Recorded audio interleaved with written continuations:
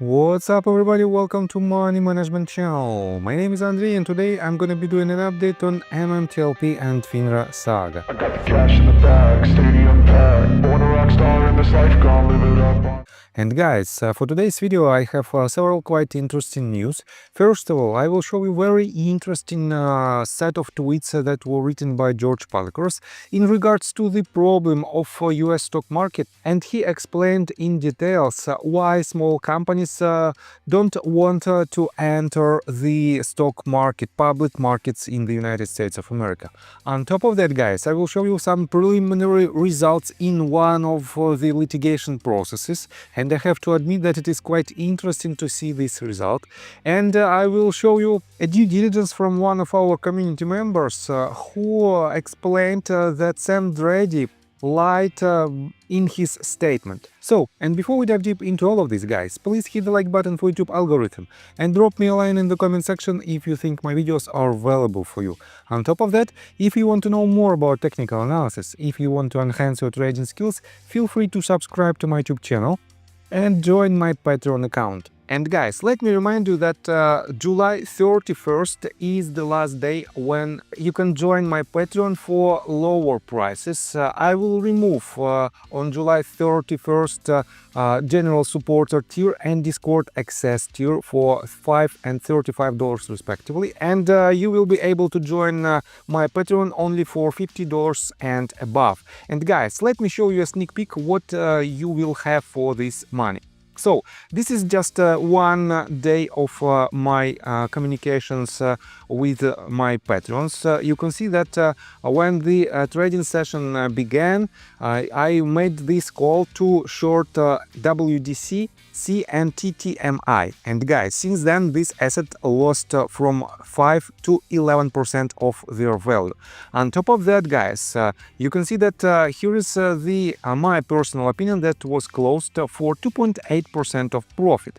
And then I added another call to action to short NEO. You can see that I made a direct call to action when my patrons should short the stock if they want to, and here you can see the exact point when it happened, and it was just a very short term trade for about 1.5% of profit. On top of that, guys, for the people who don't like to short, here's the call for swing trade long position. And guys, since I made this call, this asset went up by more than 1.2%. And it is not the only one. Here you can see that I made another call on June the 20th, and it was a long position on McDonald's, so with the entry level from 288 to 280.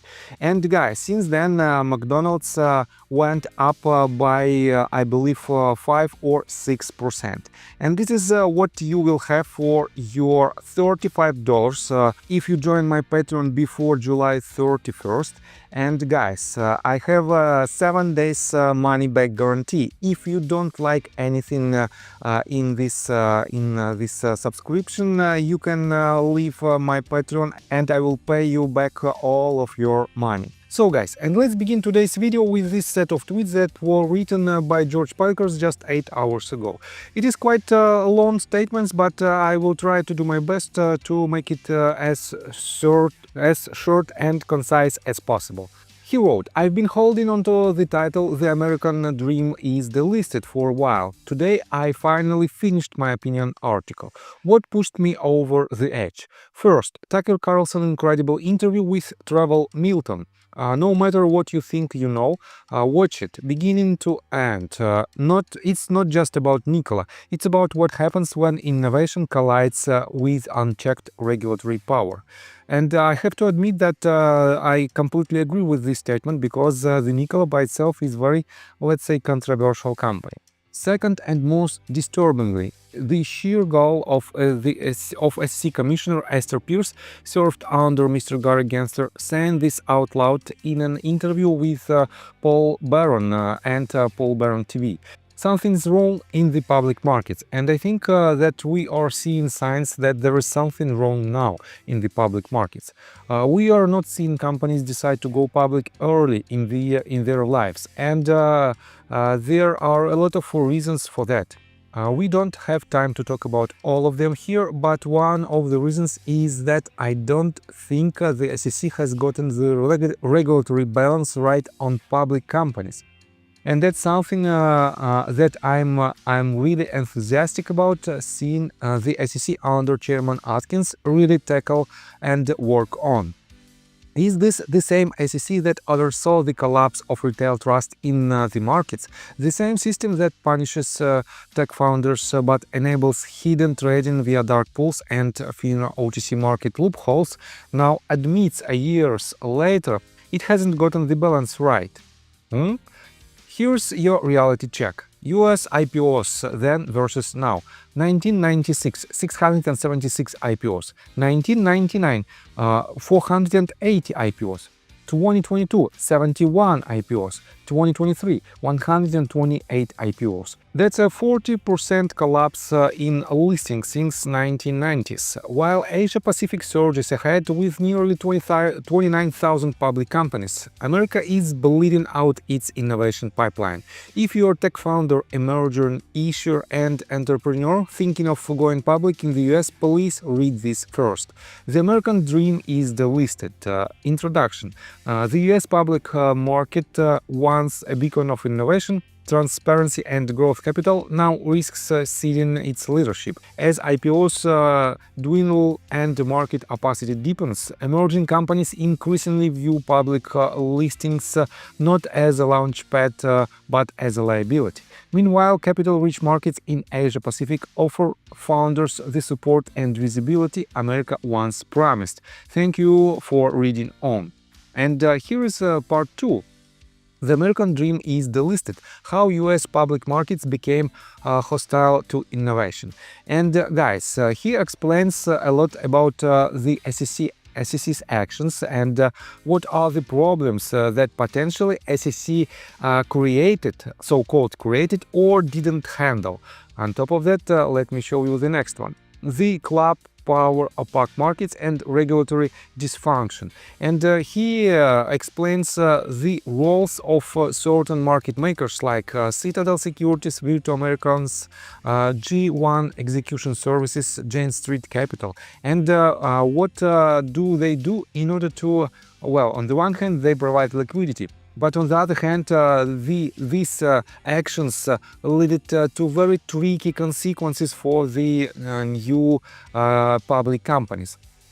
In part 4, George Palikaras explained where the sun don't shine, dark pools and OTC FINRA filings. He explains the so-called other side of the coin, the flip side of the coin, because we have so-called dark pools where institutional investors might make deals without basically any consequences for them, because they can they can do these deals for their own prices.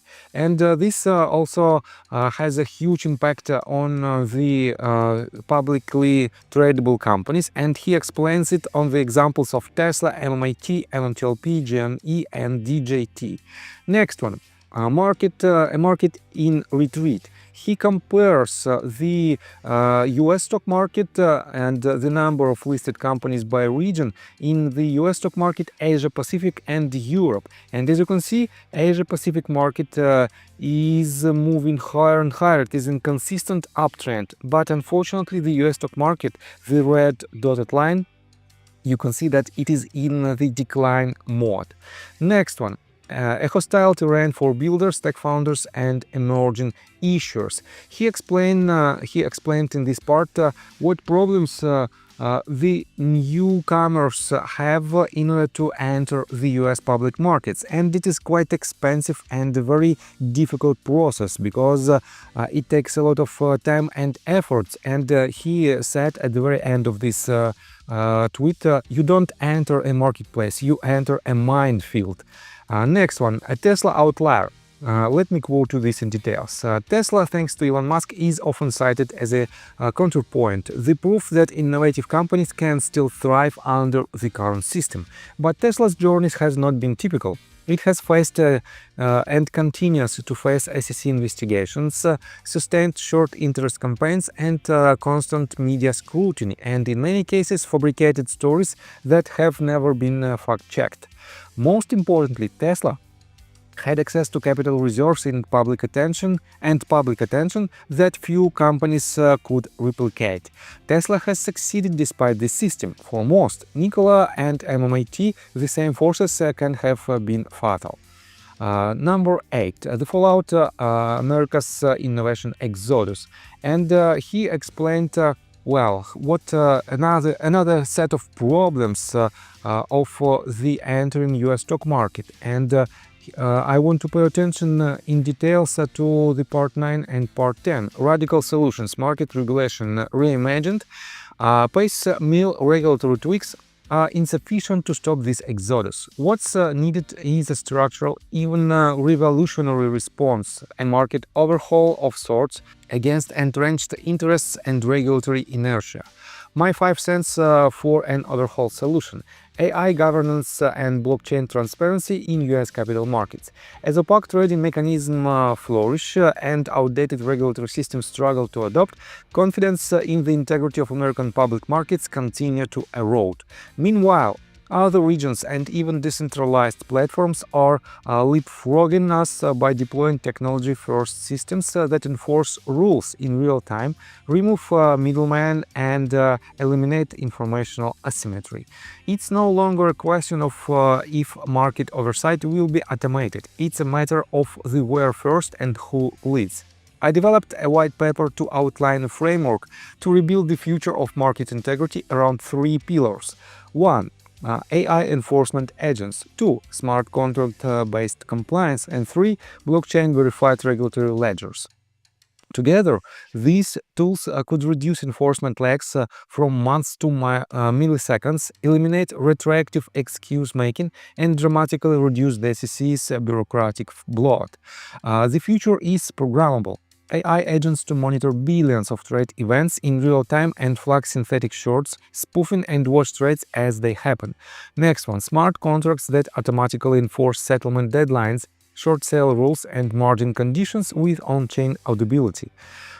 Next one, a blockchain ledger infrastructure to ensure tamper-proof real-time access to trade history, routing paths, and beneficial ownership, accessible to regulators, issuers, and investors alike. Why it matters? Enforcement goes from months to milliseconds. Fewer human bottlenecks, more system-wide trust. Auditable trade records and auto-enforced rules equals no more plausible deniability. Next one, less compliance cost for issuers, more transparency for investors, and much more. Why it's hard but worth it? Yes, there are risks, model bias, legal compatibility, cybersecurity, etc. But with the right guardrails, audits, oversight, and statutory clarity, we can build smarter, faster, fairer markets. So, to the SEC, FINRA, and Capitol Hill. If you're serious about market integrity, not just press release and TV appearances, I'm happy to walk you through the full model. The full white paper outlines a 3-phase implementation roadmap and 6 policy recommendations, but I'm sure you have enough capable people around you to figure it out yourself. If not, my DMs are open. And here's the conclusion. The dream is not bad, but it demands courage. Thank you for making it this far. The American dream of innovation and public markets isn't dead. It's just being delisted. As someone who's built companies from scratch, I've learned something important. Real ambition doesn't go away when it's ignored. It pushes back, it adapts, it finds another way. I wasn't born in America, but I was drawn to its core promise that bold ideas deserve a chance and that risk-takers, not gatekeepers, shape the future. I believe that promise is now under threat. Today's public markets increasingly reward insiders, not innovators. That wasn't the deal. It's time to strip away the systems that protect the privileged and make more space for those who actually build. Founders aren't chosen. We step up, risk everything. And right now it's time to step up again. Markets will either keep serving the powerful, has Virtu responded to the subpoena served by MMAT's trustee yet, or they will be reformed by those bold enough to demand better. I hope America makes her choice soon. To every founder, investor, policymaker, or reformer reading this, your voice matters. Speak up, tell the truth, push the system. I remember telling Miss Sarah Jill, the ombuds at FINRA, from our very first conversation. Ignoring the MMTLP case won't make it disappear. It will escalate. I'm in awe that for 1,000 days, 65,000 shareholders have done what regulators haven't: asked hard questions, followed every lead, and gone full Sherlock Holmes. They've built a case that's only getting louder, sharper, and harder to ignore. Reforming the SEC and FINRA won't be easy. Institutions like Citadel weren't just built, they were zoned, gated, and fortified with moats full of hungry crocodiles, guarding incumbents and watching every move in the market. But for the first time in a long time, there is a new mayor in town. If Chairman Atkins is serious about clearing out the road, tearing down the barriers to entry, upgrading his tools, and opening the market to builders, not just landlords, then maybe there is a shot at reasoning this system for all participants. And guys, it is a very well written statement, and I have to admit that I totally agree with George Palikaras in this matter, because we have to see more transparency on the market. And if these three pillars were implemented, we would not have this MMTLP saga at all. So let me show you the comment of John Burda in regards to these statements. John Burda said, "Nice work, George. The solutions are solid and well thought out. It just takes political will, as those in the club will lose their plausible deniability and billions of dollars gaming the system." And again, it is very difficult to argue with this statement. On top of that, guys, I want to pay your attention to this tweet that was reposted by John Burda. And originally it was written by Stefan.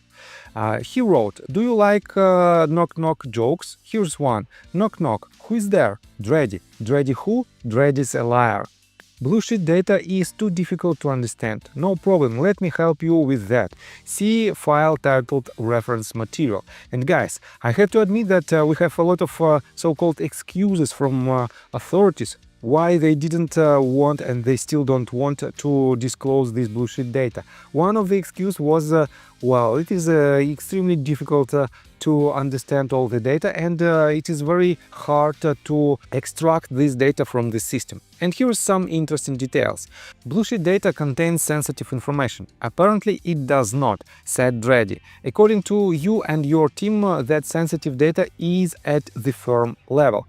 Procuring bullshit data poses a significant burden. Patty can help you with that. She's done it before. Also, former SEC enforcement staff have stated that it is as simple as making one phone call. Funny, I've put in hundreds of calls and one of you well-paid employees can't make one? Perhaps you won't make that one call. Why? Cheers, MMTLP Army. And he added several documents that proves these statements, and I have to admit that yes, this type of well, at least discrepancies in the statements of authorities are quite suspicious, to tell you the least. But I want to pay attention for now to another news. Junk Savvy wrote this. Motion to dismiss in defamation so-called slap case Christian James versus Scott Traudt. Traudt's motion denied. Case moves to discovery and trial in Houston County District Court. Let me show you some details about this statement. It is a so-called slap case that was filed against Scott Traudt because of the defamation. And for now, guys, let me show you this. Guess things are getting sporty. And she added, Junk Savvy added another screenshot of the docket. You can see that trial settings, you can find the date of August the 3rd of 2026, docket set for trial setting. And here is the docket sheet entries, order to dismiss that was filed just yesterday. And here is the comment of Scott Traudt. Don't give up your day job working for McCabe and Christian. Duly and interlocutory appeal is provided for automatically under Texas law. So your legal advice is as bad as your financial advice. Got leases, got oil, got gas, but you have a lawyer who loves you and shareholders who call out management and ethically challenged Texas lawyers. First in lady. And guys, you can see that Scott is quite confident in his actions, and I have to admit that it is just one of lawsuits where Scott Traudt is either plaintiff or defendant. In this particular case, he is a defendant, and it is not, and he also uses the help of professional attorney, as you can see. And that is why I think his other lawsuits might have different results, and these three other lawsuits might be very important for MMTLP community. But this lawsuit is important for Scott himself and for Wes Christian, not for MMTLP community. That is why let's move forward. So let me show you, wait a second, I already covered it. Let me show you the call to action that I made just recently. And here is another tweet from Scipio. He filed a lawsuit just 3 weeks ago, and he need your help, guys. He need your stories. And he wrote 13 hours ago this. I'd like to again thank everyone who has sent me a letter and invite other investors wronged in MMTLP to send a letter. It will be used as evidence in court and will be helpful in my upcoming fight against FINRA. Thank you again. Guys, if you have your MMTLP story in written form, please send it to Scipio, and in his Twitter account he wrote an email where you can do it. And yes, I think it is very important to help the MMTLP community members in order to achieve our main goal. So, I think that's all information that I want to provide you. If you like my video, please hit the like button and subscribe to my channel with notification bell, and see you guys and girls next time. Bye! I got the cash in the bag, stadium packed, born a rock